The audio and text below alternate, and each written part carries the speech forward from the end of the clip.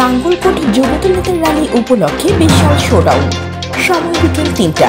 ধীরে ধীরে নাঙ্গলকোট সরকারি হাসপাতালের সামনে লোকজন এসে ভিড় জমাচ্ছে। এই সময় জনতার ঢল দেখে আমি সমাবেশের একজন লোককে জিজ্ঞাসা করলাম।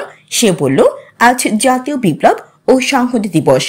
আমরা সবাই নাঙ্গলকোট যুবদল নেতা সালেহ আহমেদ ভাইয়ের নেতৃত্বে এখানে একসাথে হয়ে কলেজ মাঠে জাতীয় বিপ্লব ও সংহতি দিবস র্যালিতে অংশগ্রহণ করব।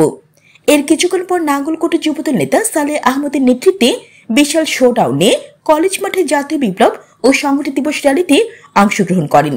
এইভাবে বিভিন্ন ইউনিয়ন থেকে কলেজ মাঠে লোকে লোকারণ্য হয়ে যায়। পরে কলেজ মাঠ থেকে র্যালি বের হয়ে পুরো বাজার প্রদক্ষিণ করে পশ্চিম বাজারে গিয়ে সমাপ্তি হয়।